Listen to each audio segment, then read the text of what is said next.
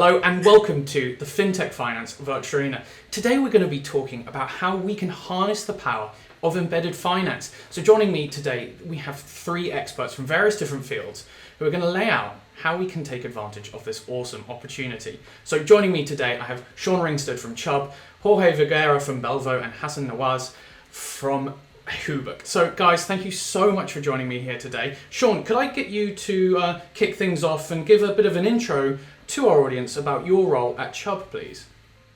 Right, and thank you for that. I'm Sean Ringsted. I'm a Chief Digital Officer for Chubb, and I have a particular emphasis and a focus on how we get our products and services in the digital channel, which has been a lot of fun these days, as you can imagine. Yeah, I mean, there's so much has been going on recently in the digital world. Thank you so much for joining. And also, Pablo, thank you also for joining. Could you give us a bit of an introduction to yourself and Belvo, please? Yeah, for sure. And thanks very much, Doug, for having us on the show today. I'm Pablo Vega. I'm co-founder and co-CEO at Belvo. Belvo is the open finance API platform for LATAM. So what that means is that we allow fintech innovators and developers to access and interpret their end users' bank and financial data. Absolutely brilliant. Last but not least, Hassan Nawaz from HUBUC. Hassan, thank you so much for joining. Could you also give us a bit of background to yourself and HUBUC, please? Yeah, sure. Thanks for having me on board, Doug. So my name is Hassan. I'm the co-founder and CEO of HUBUC.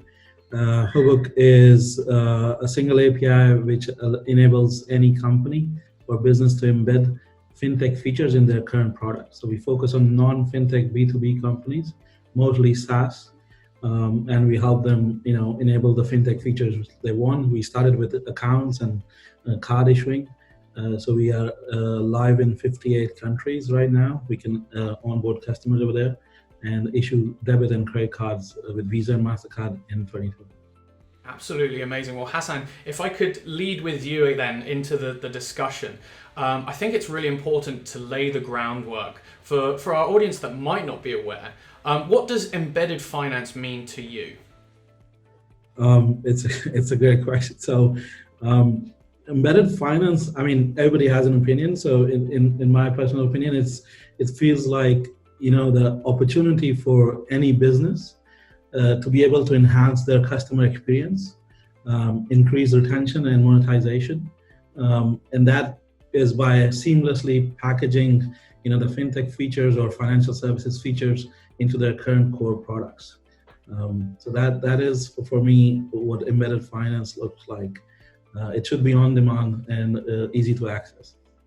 Yeah, I think that last part, the easy to access, to me, speaks very loudly. And Sean, do you agree with Hassan there?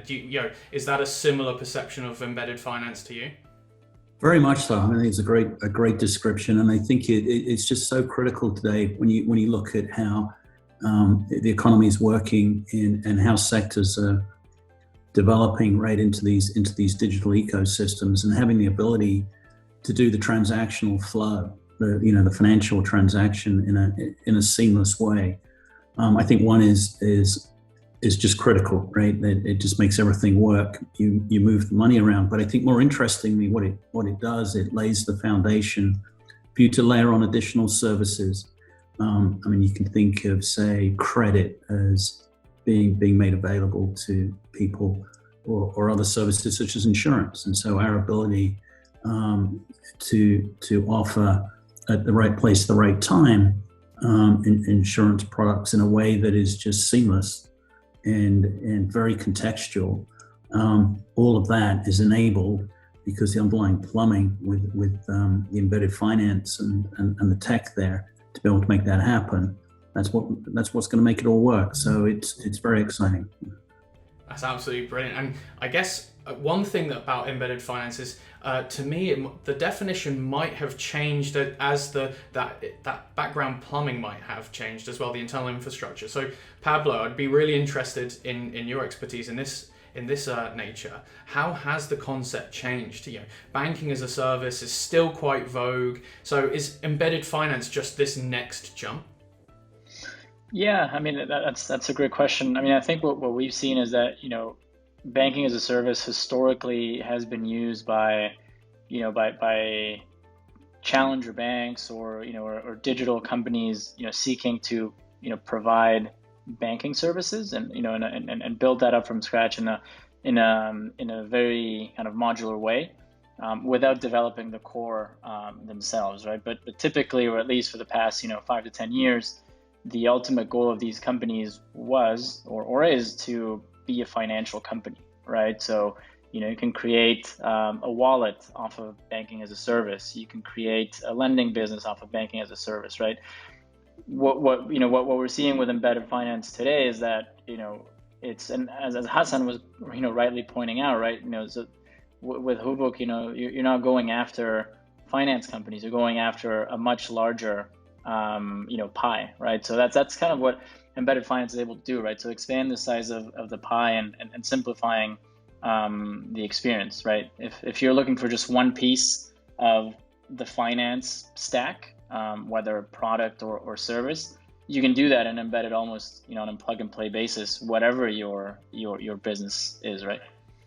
I think that cross verticality is going to be so important to the success story of embedded finance. So I think now that we've clarified what embedded finance is and could potentially be, I'd be really interested to see if you'd call it an organic development, in the fintech industry, in various different industries, or as a niche just pushed by just a small section of companies that are really grappling with the technology. So Hassan, could I come to you with this, please? Do you agree with that, or do you think it's a bit more across the board, lots of people pushing it, or do you think it really is this just small tech hub pushing it?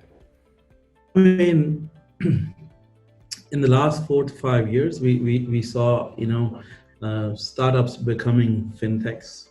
So they're like, we saw all these examples in Revolut and N26 and Chimes and around all these startups which became fintechs, and then they became big. So it seems like there's this transition happening in the B2B space where older businesses who have big distribution channels, and they have been servicing the industry for 10 years in different verticals, accounting, expense, all these B2B SaaS companies now trying to come in as well over there.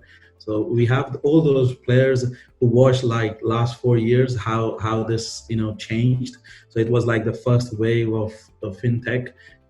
First time somebody building a digital bank and then becoming a real bank and starting lending and overdrafts.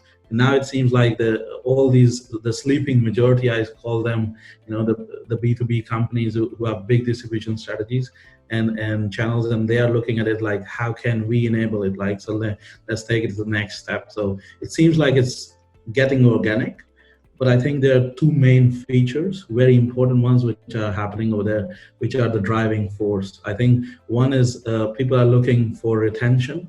The other one is monetization. Earlier, Sean talked about a little bit, lending. So that is where, you see big companies who want to monetize or open a revenue line, and they are trying to go into the lending space, getting, credit as a service on, or getting into credit cards. They were doing, online 15 to 100, 100,000, up to 100,000 credits, small checks. And now they're like, what if I could give a credit line directly and, have the data and see the better underwriting. And then you see on the consumer side, of course, there is some companies who have bigger distribution channels. We saw with, there's typically Uber mentioned, but let's look at a different company like Shopify, right? So they came in with the balance account. So that was a debit card for business, immediate payouts. And then suddenly we saw, now they're adding buy now and pay later. So that increases, more consumption from customer and immediate liquidity for, the merchant. So that is what companies, I think, look for. They're like better retention, so that they tap into payments, and better monetization through credit as a service or lending. Incredible. Well, I guess with all those different industries that you mentioned, and all those different services from lending, credit, we're starting to see maybe an uptick in kind of public awareness around embedded finance. And Sean, I'd really be interested in your perspective on this. We've seen, for instance, Uber's success is ultimately from the fact that you don't have to think about making a payment. It's already embedded into the system. Do you think we're going to start seeing this become way more known by the general public? And also, as a result, what's this going to mean for the general public going forward, the customers that are using these services? Well, it's interesting. I don't know if it's going to be more known by customers, Tom. I think it's going to be expected, right? It's almost a sort of an assumption that if I'm transacting through an Uber, or Hassan mentioned Shopify, or you go to Amazon, you assume today that you can do everything with a few clicks, right? Whether it's on your phone or on the computer, and you probably don't appreciate all the things that are going on underneath. I think you may get some neat things. You go, oh, I didn't know I could do that. When I think of what Hassan's doing with HUBUC and a QR code and being able to pay very, very quickly through a QR code, that you go, wow, that's really interesting. But then what you layer on top of that, you now expect to see additional services coming in.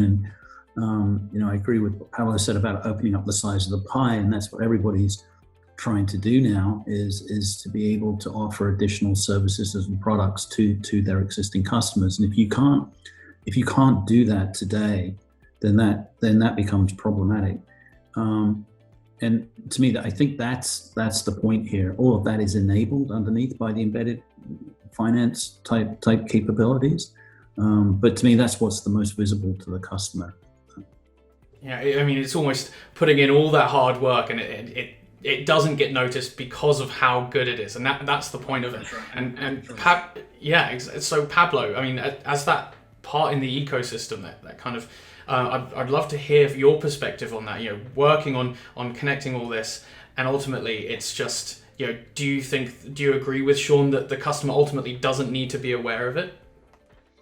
Absolutely, and the true impact and the true success of embedded finance is that customers ultimately benefit without even noticing, right? So they can get a credit card from an Uber, a Lyft, a Shopify, as they would typically get it from their bank, and it doesn't matter who it is kind of interacting with them.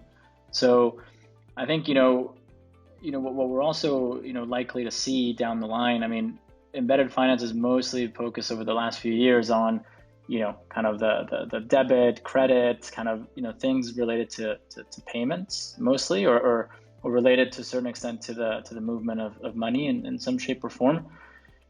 Down the line, what will also be critical and probably even less visible to end users and consumers is things that can be basically packaged as a service, right? So across the entire stack. So basically, if you go, if you take a bank and you go all the way from what touches the customer all the way to the core, right? So you have like things like, like fraud management, like credit reporting, like even licensing, for example, like being able to offer your own license to someone else as a service to be able to, to provide XYZ product, right? So I think as embedded finance evolves, we will start seeing more and more of these, APIs that provide these sorts of like, maybe more, core elements of the banking stack. Yeah. Sorry, Sean, please. No, I was just going to say you notice it when it doesn't work, right? The moment that you get asked to re-enter in a credit card number, right? That's the moment you lose the interest of the customer, right? They go on to something else. Oh, this is too difficult. People are so wired now that it's got to be 1, 2, 3 clicks, either to buy something, right, or to sign up for something. That's when you notice it. Yeah, it's almost a thankless industry by that token. Hassan, do you agree with that? Yeah, I mean, 100% agreed. I earlier mentioned I wanted to say something about B2C use case of and a good example. Of course, everybody talks about Uber, Shopify, and the big names which already everybody talks about. But Chubb is with insurance. So Tesla comes with the insurance embedded with the car. Now, how cool is that? You don't have to call up an insurance company and like, hey, I need a car insurance. No, Tesla is sending you. It's one package. It's like getting an iPhone, and that everything is working, and you don't need to worry about it. So it's coming with the car. The insurance is packed in, and it's underwritten already. So it's about, I think that is an interesting use case. What other services the car comes in? Another example, I think, I used to live in Berlin at some time ago, a couple of years ago, working for a company called Rocket Internet. And in Berlin, we had those Drive Now car sharing company from BMW. Now it's renamed to Free Now or something. And each car had a card in its glove box. Don't remember the name of the bank which was issuing those cards at that time. But every time the fuel will go down, the driver will have to go to the gas station, and the message will show up in the car, say, we'll give you 20 minutes for free if you go and refill it for us. So that is like that is like somebody thought about integrating with the car software, have the card which is already used for that use case. So there's so many vendor payouts and vendor expenses as well. It's not only about consumer facing. All these travel companies are doing virtual cards. I mean, Sean can probably shed some light on insurance payouts, reimbursements for claims. All that is also being automated by payment companies. But agreed with Pablo as well. It's not only about payments and cards. It's about what is the next step, right? So there's insurance. We're already talking about it. There's lending. So happening, overdrafts are happening with N26 back in 2013 as well and 14. So there is so much more. The question over here, I think more important is not just the use cases, but the question or the problem when a customer comes to us, for example, is about that B2B non-fintech company does not have experience with compliance and regulation and all of these different steps which are very much needed to be able to offer that service. They don't understand ledgers and PEPs and sanctions and KYCs and AMLs and settlements and all this thing. So what they want is actually, I just want the feature. Can you give it to me? Yeah, I think you make a good point there, Hassan, and Sean. Obviously, I've got to come to you then because of that. I mean, and before we move fully onto the B2B space that we're going to be bringing up in a bit, I'd be really interested to hear your perspective, Sean, of how can insurers utilize embedded finance to remain at the beating heart of all these new apps, like, for instance, well, not an app, but Tesla, and stay at the heart of insurance while offering that product? Right. Well, a couple of points on from Hassan. I think it was a great perspective. I mean, first and foremost, insurance. We are covering risk, right? We're risk bearing, and that's a differentiating factor, I think, for insurers, right? That takes expertise and a balance sheet. We have a very strong balance sheet, highly rated. And it's a regulated industry, so you have to be thoughtful as well where and how you offer insurance. But expanding on Hassan's point, I mean, it's incredibly exciting where and how we can embed insurance into the transactional flow and make it very relevant and contextual. So, I mean, Eubank's a great example for us. They're in 30 million customers in Latin America, fast growing bank, and we're partnered and we're offering life insurance with literally 3 clicks in the app. And so you're taking a product which you might think to be pretty complicated to buy and involving a lot of paperwork, and it's literally there in the app with 3 questions. Or if I take Grab, which is I think a very good example of a fast-growing tech company that's going into other services and verticals, right, such as financial services and food delivery and so on. But we're able to put our insurance product straight into the transaction flow. So it's we insure if the trip is late. And the passenger can say, yeah, do I want to buy this? And it's very much sitting there in the flow, yes, no, and away you go. So very fast transaction flow. And the final point I'd make on it, and Hassan's right, with the claims experience, that has to be that's our promise at the end of the day as insurers, right? We're going to be there to pay at that moment in need, and we need to make that financial transaction back to the customer and make sure that is as seamless and digitally integrated as much as the premium payment. So we're very, very focused and aligned in terms of how to think about the claim payment. Yeah, and I think it's one of those things that I've realized through being in fintech in the last couple of years is there's increasing you need for expertise in that specific part of what you do. And I think even though embedded finance is going to open up everything, you still have those key players offering that core service at the heart of what they do. Now, if we could move away from the B2C sector and move more towards B2B, Pablo, could I ask, we're starting to see an increasing use of embedded finance when it comes to businesses looking after their own services. So for instance, with remote working, we're seeing that going to be a huge part of the 2020s. So how do you think embedded finances can help businesses streamline their operations going forward?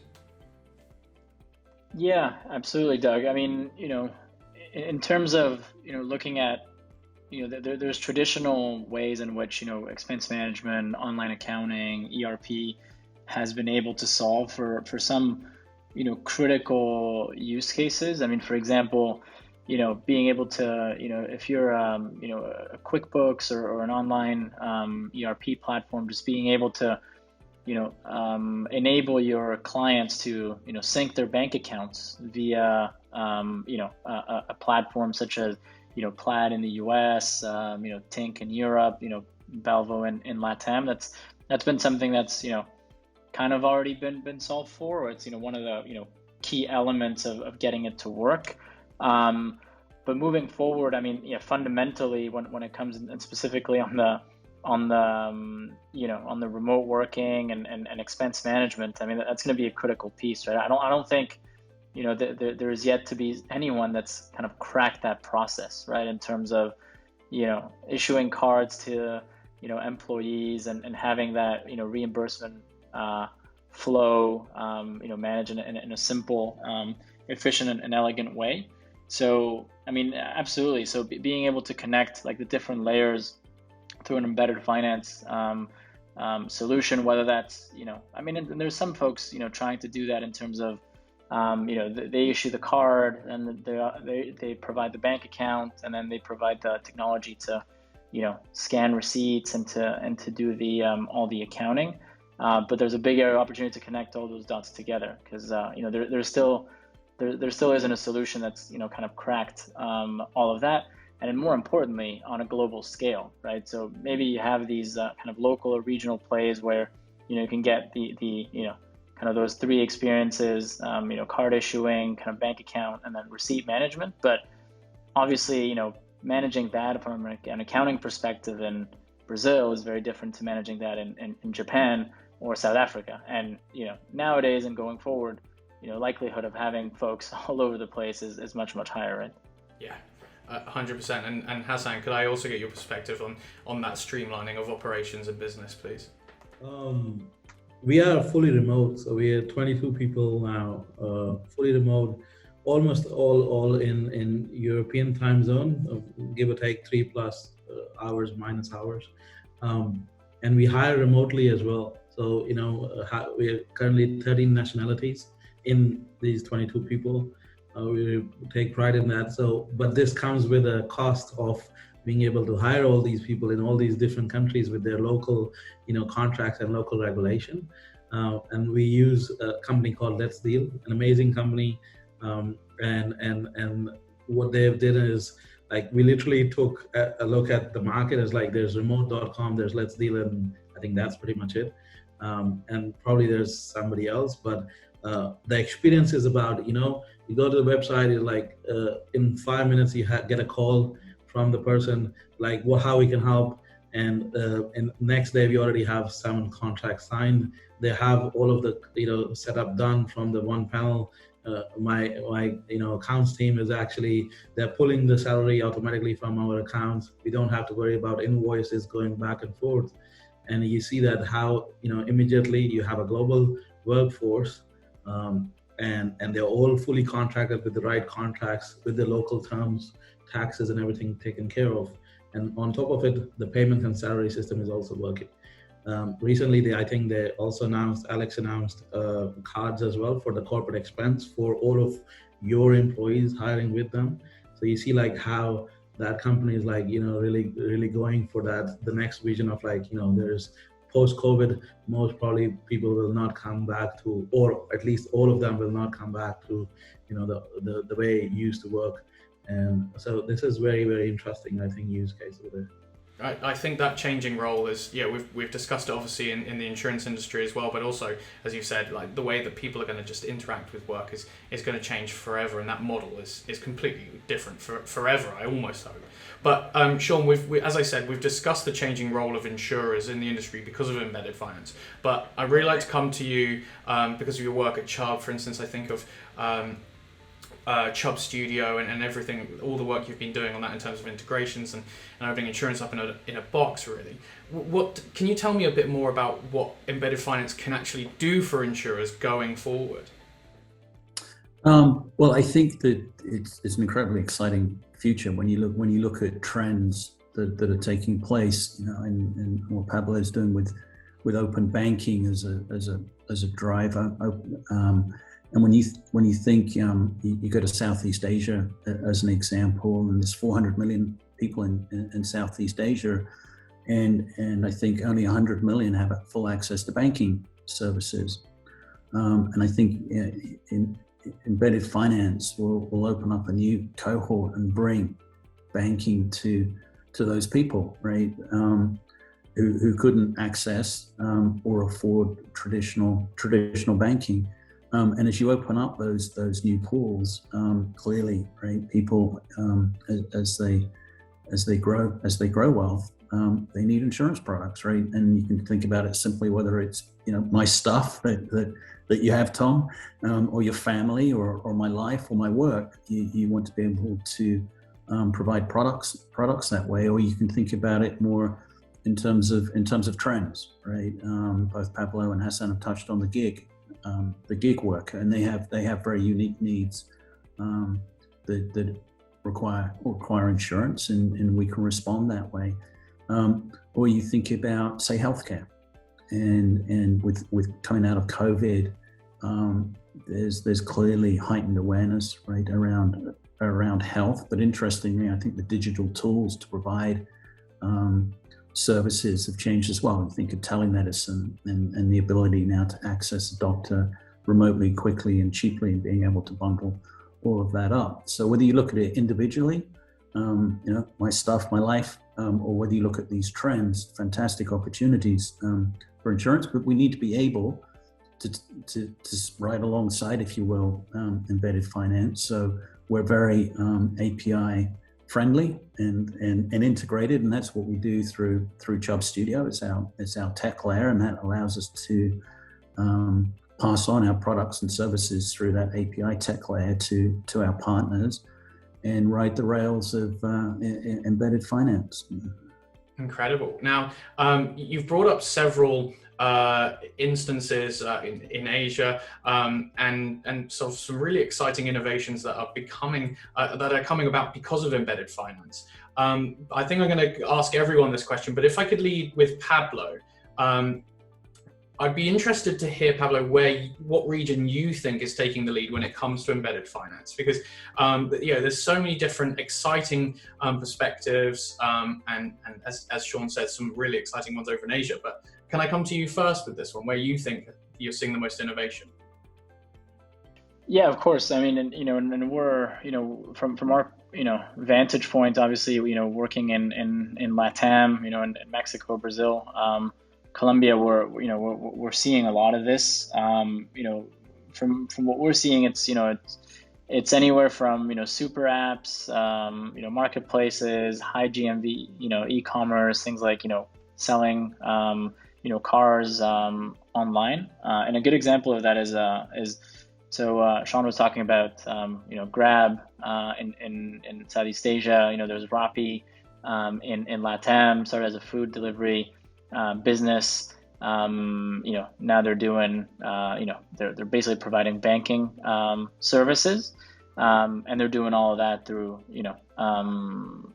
embedded finance, solutions, right? So, I think, what we're seeing is, it's really exploding, and it really depends on how much growth, how much room for growth there is in the region when it comes to closing the gap, not only in fintech, but in financial services more broadly, right? So, what we're seeing in LATAM, and this is, pretty applicable to other emerging markets, is, to close the gap versus, penetration of financial products in general versus, Europe and North America, is huge, right? So, for example, in LATAM, credit card ownership is 20%, right? Versus the US, where it's like 65, 70%. Region like LATAM, 500 fintechs were started last year alone, right? So I think the more opportunity there is to serve clients better when it comes to financial services, the more room for growth, right? So, and you look at some of these countries, like, LATAM is a prime example. The financial services sector is concentrated, in a very few number of institutions. That's hindered competition, that's hindered innovation, and that hasn't fostered financial inclusion. So the bigger the gap to close there, the more opportunity for folks coming in with embedded finance offerings and serving clients ultimately better, faster, cheaper. Interesting, yeah. It's hearing about how the lack of moving on that industry as a result has created these opportunities. And Hassan, can I get your perspective where you think you're seeing the most amount of innovation in embedded finance? I think there are two ways of going to market. So there is the banking as a service part, which also sometimes says we are doing banking, embedded finance, I don't think there is still an embedded finance platform.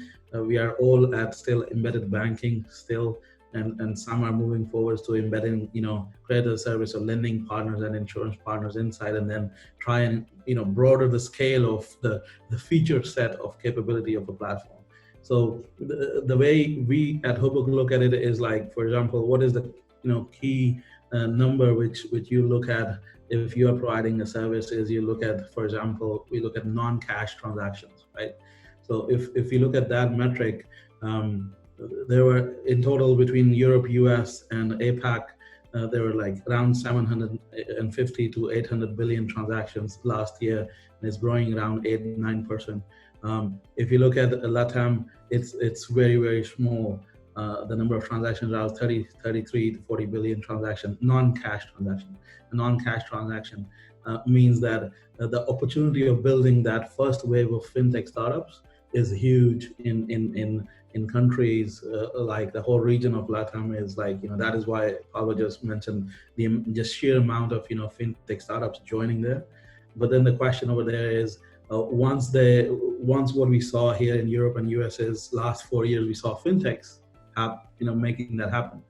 And then the next wave happens of, now Europe and US is talking about embedded finance a lot. In APAC, we also see that.